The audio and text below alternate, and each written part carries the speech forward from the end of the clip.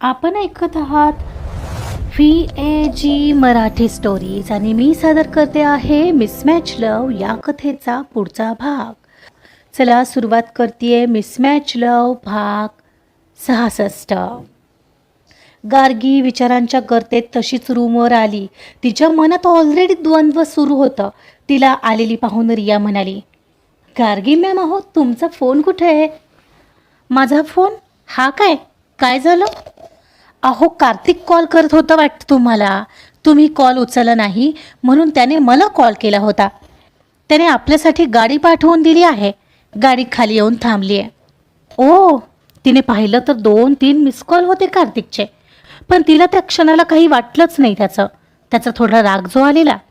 साधारण 11च्या दरम्यान त्या दोघी गाडीत बसल्या. गाडी आता पुण्याच्या दिशेने धावत होती. कार्तिकने आठवणीने तिच्यासाठी गाडी पाठवणं आणि ते सांगायला कॉल करणं या गोष्टी तिच्या लक्षात न येण्यासारख्या नक्कीच नव्हत्या. गाडी वेगाने धावत होती आणि आता त्यासोबत तिच्या मनातलं द्वंद्वसुद्धा तितक्याच तीव्रतेने चाललेलं. प्रियांशने तो व्हिडिओ दाखवून जे काही सांगितलं ते निश्चितपणे तिचा कार्तिकबद्दलचा राग आणखी वाढवणारं असंच होतं.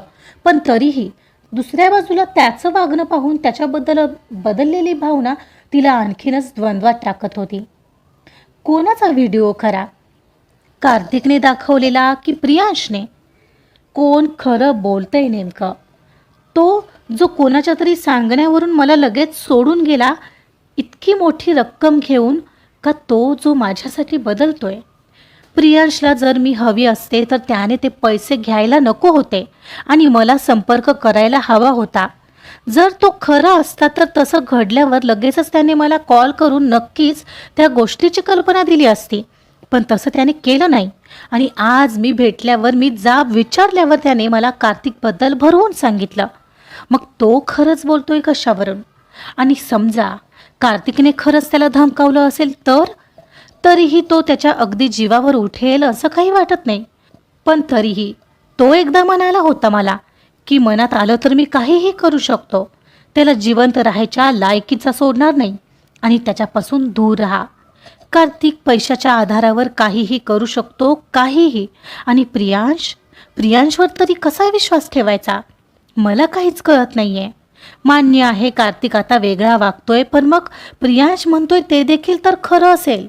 त्याचं मन बदललं असेल माझ्याबद्दल आणि त्याला मी नाही, माझं शरीर हवं असेल. त्याचं त्या रात्रीचं वागणंही तर हेच सांगतं. नाहीतर माझ्यासारख्या सर्वसाधारण घरातील मुलीसोबत तो इतका कसा काय जवळ येऊ शकतो?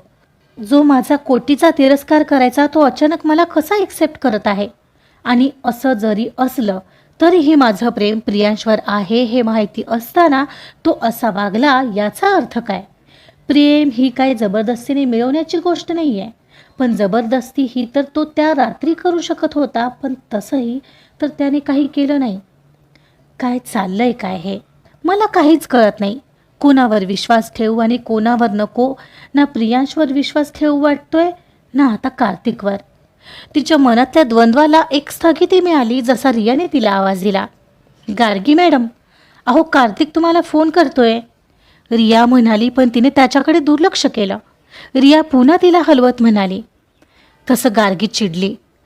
रिया, मला प्लीज आत्ता कोणाशीही बोलायचं नाही आहे, प्लीज, म्हणत ती गाडीतून बाहेर पाहत राहिली. Okay, it's okay.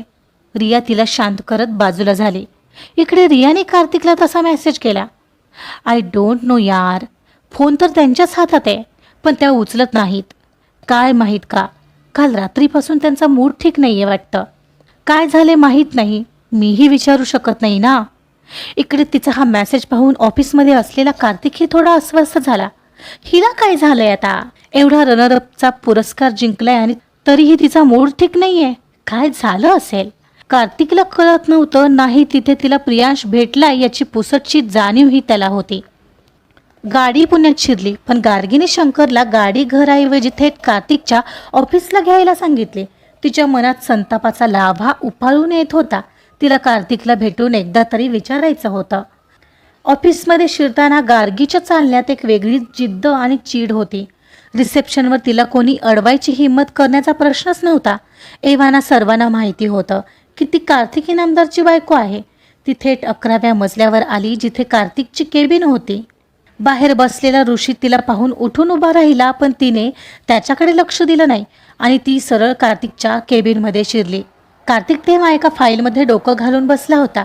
तिला अचानक असं समोर पाहून तो थोडा थक्क झाला. तू इथं? एनिवे, कॉंग्रॅच्युलेशन, तुला रनरअप मिळालं ना? म्हणत तो हात पुढे करून उभा राहिला, पण गार्गी आता डोळ्यात अंगार घेऊन होती. ती त्याच्यावर बरसली. का केलंस तू असं कार्तिक, का? व्हॉट? काय केलंय मी गार्गी? त्याने हे तिला तितक्यात चढ्या आवाजात विचारलं. तू प्रियांशला बोलावून पैसे दिलेस त्याला माझ्या आयुष्यातून दूर पाठवण्यासाठी, का तर तुला माझं शरीर हवं होतं? बरोबर बोलते ना मी? व्हॉट द हेल गार्गी, जरा तोंड सांभाळून बोल, आपण ऑफिसमध्ये आहोत. तो एकदम त्याच्या जागेवरून तिच्या समोर येऊन उभा राहिला. तुला करताना लाज नाही वाटली आणि मला बोलताना लाज वाटली पाहिजे का? गार्गी, समोर आलेला कार्तिक आता तिच्या अशा बोलण्याने फार चिडलेला. त्याने रागाच्या भरात तिच्यावर हात उगारला, पण लगेच हाताची मूठ घट्ट आवळली आणि स्वतःला शांत करण्याचा प्रयत्न करू लागला. ओ, आता माझ्यावर अधिकार गाजवण्यासाठी तू हातही उचलणार तर? वा मिस्टर कार्तिक, आलात ना आपल्या लाईनवर? गार्गी, कारण थोडा विचार करून बोलत जा. कशावरून मी त्याला बोलावून पैसे दिले? त्याचा आवाजही आता वाढलेला. माझ्याकडे व्हिडिओ आहे, दाखवतेच ना, म्हणत तिने मोबाईलमधला प्रियांशकडून घेतलेला व्हिडिओ तिने त्याच्यासमोर लावला. तो थोडासा पाहताच त्याच्या लक्षात आलं. त्याने त्या दोघांचंच ऑफिसमधलं त्या दिवशीचं बोलणं ट्विस्ट केलंय. हो वाव, ग्रेट. मग मला अजिबात बघायचं नाही. आता मला कळलं, मुंबईला गेली होतीस तिथं प्रियांश भेटलेला दिसतोय. मग तर काही बोलायलाच नको. कार्तिकच्या चेहऱ्यावर आता उपहासात्मक हास्य होतं आणि तो टाळ्या वाजवत म्हणाला, वा गार्गी प्रधान, वा. म्हणजे मी तुला दाखवलेला खरा व्हिडिओ ज्याला तू एडिटेड म्हणून दुर्लक्ष केलास आणि तो तुला खोटा व्हिडिओ एडिट करून दाखवतोय, तर तो तुला खरा वाटतोय. इथंच सगळं लॉजिक खड्ड्यात गेलंय आणि म्हणूनच मी याचं काहीही उत्तर तुला देणार नाहीये. जिला समजून घ्यायचं नाहीये, जिचा फक्त त्या फालतू प्रियांशवर विश्वास आहे, तिला मी काहीही स्पष्टीकरण दिलं तरी पटेल? नाही पटणार. तेव्हा मला आता यावर काही बोलायचंच नाहीये. तुला जे समजायचे ते समज, म्हणत तो दरवाजापर्यंत गेला आणि तिला वळून पुन्हा म्हणाला, आणि तुझ्या माहितीसाठी त्याने मला 5 लाख नाही 10 लाख मागितले होते. ते की मी त्याला 5 लाखात गुंडाळलं. दाखवायचंच म्हटलं ना, तर मी हे सगळं तुला पुराव्यासोबत दाखवू शकतो, पण मला ना आता दाखवायचंच नाही आहे, म्हणत तो सरळ केबिन बाहेर निघून गेला. कार्तिकचं ते उत्तर ऐकून गार्गी जणू स्तब्ध झाली. जिला समजून घ्यायचं नाही आहे, जिचा फक्त त्या फालतू प्रियांशवर विश्वास आहे, तिला मी काही स्पष्टीकरण दिलं तरी पटेल? नाही पटणार. त्याचं हे वाक्य आणि त्याच्या हसण्यातला उपरोध तिच्यासाठी आरसा होता. तिच्याकडे दुसरा कोणताही प्रश्न उरला नव्हता. कार्तिक म्हणाला होता त्यात तथ्य तर होतं, आणि आता तिचा प्रियांशवरचा संशय खात्रीत बदललेला. म्हणजे प्रियांश खोटं बोलला होता हेच खरं होतं, जे तिचं पहिलं मन सांगत होतं. पण कार्तिक तरी कसा आहे? त्याला माझ्याबद्दल काहीतरी वाटत असतं तर ॲटलिस्ट आत्ता माझ्या समाधानासाठी करायचं होतं सिद्ध. पण नाही, गेला लगेच निघून. आणि प्रियांश, ज्याच्यावर तिने जीवापाड प्रेम केलं होतं, तो असा नाही आहे आणि त्याने तसं असू नये यासाठी चाललेला तिचा सगळा आटापिटा आता पुरता मोडीत निघाला होता. सारं संपलं होतं. या जगात कोणीच असं नाही का जो माझ्यावर मनापासून प्रेम करेल?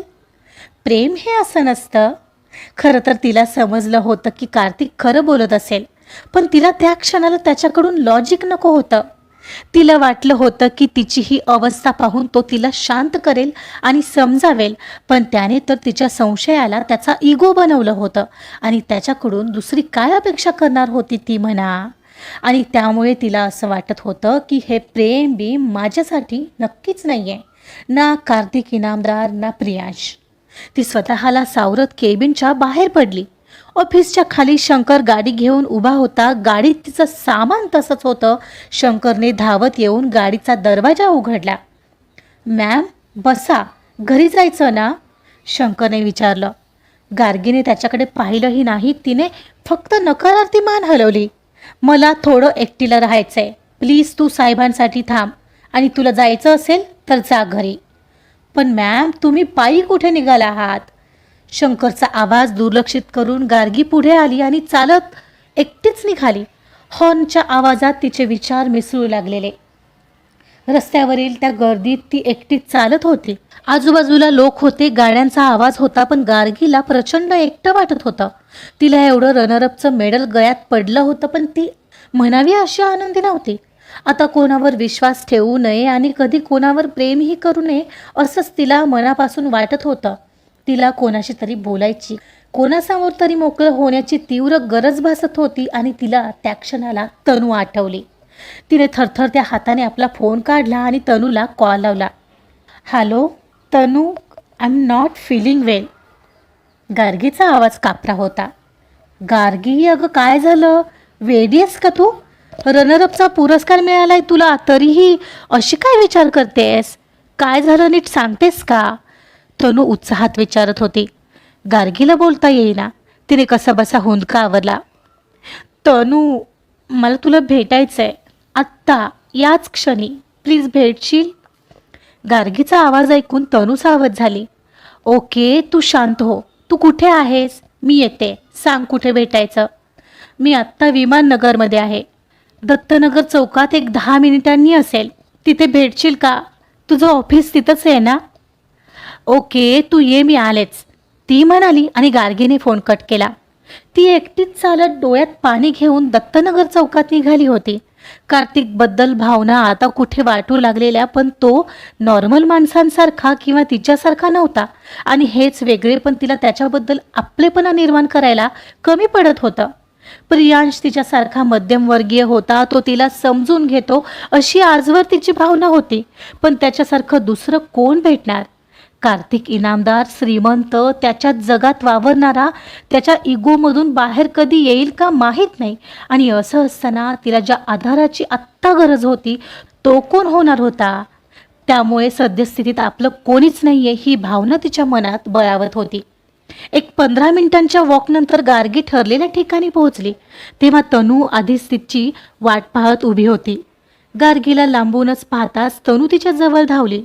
गार्गीच्या चेहऱ्यावरचा तो थकवा आणि डोळ्यातलं पाणी पाहून तनूला सगळंच समजत होतं की ती किती हताश आहे. तनूने तिला जवळ घेतलं. गार्गी, काय हे? आपलं ठरलं होतं आपण दोघी एन्जॉय करणार आहोत तुझं यश. मग आता काय झालं? कसा केलायस चेहरा? मला खूप एकटं वाटतंय ग. मला सांग, तुला माझा राग आला कुठल्याही गोष्टीचा, पण मी जर का दुःखी असेल तर तू काय करशील? ऑफकोर्स, अशी टाईट हग देईन का? ती तिला मिठीत घेऊन सोडत म्हणाली. आज आज खूप हर्ट वाटतंय ग. प्रियांशने मला पुन्हा फसवलं. तिथं मुंबईत मला भेटला होता. काय सांगतेस? मला बोलली नाहीस मग? मी विचार केला तुला इथं आल्यावर सांगायचं. त्याने मला एक एडिटेड व्हिडिओ दाखवला. म्हणजे एडिटेड आहे असं कार्तिकचं म्हणणं आहे, आणि जो कार्तिकने व्हिडिओ दाखवला होता तो प्रियांशचं म्हणणं आहे तो एडिटेड आहे. मी कन्फ्यूज झाले आणि कार्तिकला जाऊन जाब विचारला. मग काय म्हणाला तो? म्हणाला, तुझा प्रियांशवर इतका विश्वास आहे तर मी काहीही सांगितलं तर तुला पटणार नाही. मी काही बोलणार नाही, तुला हवं ते समज. अगं मग बरोबरच बोलला तो. तू तू असं बोलणार आहेस का आता मला? मग मी काही बोलतच नाही. अगं गंमत केली मी. एक मिनिट, पण मला सांग, म्हणजे तुला कार्तिककडून हक पाहिजे होती का प्रियांशकडून? गप ग, असं काही नाही आहे. मा देईन हा तनू. ती तनूला एक फटका मारत म्हणाली. गार्गीही त्यातून हसली. बोल आता पटपट, तुझं ऐकायला आले मी इथं. मला कळत नाही मी काय करू. प्रियांश खूप जवळचा वाटत होता, पण त्याने असं फसवलं. आणि कार्तिक आणि माझ्यात तर फक्त कराराचं नातं आहे, तुला तर माहिती आहे. पण माहिती आहे, हल्ली कार्तिक मला खूप बदलल्यासारखा वाटतोय. म्हणजे जाताना मुंबईला सोडायला आलेला तो आमच्यासाठी सेंट रेजिस हॉटेलमध्ये एक अलिशान रूमही बुक करून दिली होती. अगं ते त्या रियासाठी असेल. अगं मलाही आधी तसंच वाटलं, पण याच्या आधी अनेक गोष्टी झाल्यात. मी तुला बोलले नाही. गोव्यात गेल्यावर आमच्यात ते सगळं काय काय काय काय म्हणालीस? अगं हो, म्हणजे नशेत होते मी आणि तो असा का वागला मला कळालं नाही, पण त्यानंतरपासून तो सतत माझी काळजी घेत असल्यासारखा वागतो. इवन मला म्हणाला की मी तुला बायकोचा दर्जा द्यायलाही तयार आहे. अगं काय सांगतेस? अगं मग चांगलं आहे की. काय चांगलं आहे? तुला माहिती आहे त्याच्यात किती इगो भरलाय. साधं कधी सॉरी म्हणणार नाही आणि प्रेम आहे असंही बोलेल का शंकाच आहे. हो, त्याच्या कृतीतून अगदी विरुद्ध आणि वेगळं वागणं दिसतंय, पण मला हवा तसा नाही आहे तो. बरं मला सांग, तुला कसा मुलगा पाहिजे मग? आधी माझं ऐकून घेणार आहेस का तनू? बोल बोल, ऐकते. ती हसत म्हणाली, तुला माहिती आहे तनू, त्या दिवशी आम्हाला घरी जायला उशीर झाला क्षितीच्या फॅशन शोवरून, तर त्याने चक्क सर्वांसमोर आमची बाजू घेतली. अरे वा, मग अजून काय हवंय? अरे हो, पण मघाशी त्याने हक दिली नाही ना. तनू जरा तोंड बारीक करत तिला बळीच म्हणाली, तनू तू ना आता मार खाशील. तनूच्या अशा मध्येच मस्करीने गार्गीलाही नकळत हसू फुटलं. बघ, माझ्यामुळे हसलीस तरी ना. चल आता चहा घेऊ थोडासा, आणि चहा घेत गप्पा करू उरलेल्या. ओके चल. म्हणत दोघीही चहाच्या टपरीजवळ आल्या. 2 चहा घेतले आणि एका बाजूला येऊन बसल्या. गार्गी आता थोडी नॉर्मल झालेली, पण शांतपणे येणारी जाणारी वाहनं पाहत होती. तिला काहीतरी त्रास देत होतं. काय ते तनू आज तिच्याकडून काढल्याशिवाय राहणार नव्हती. आजचा भाग इथेच संपलेला आहे. बघूया कार्तिक योग्य आहे की प्रियांश योग्य आहे, तनू हे गार्गीला कशी समजावते, आणि जर तिला कळलं तर पुढे काय होतंय. जाणून घेण्यासाठी ऐकत रहा मिसमॅच लव. कथा आवडत असेल तर प्लीज लाईक करा, सबस्क्राईब करा आणि शेअरसुद्धा करा. Thank you so much.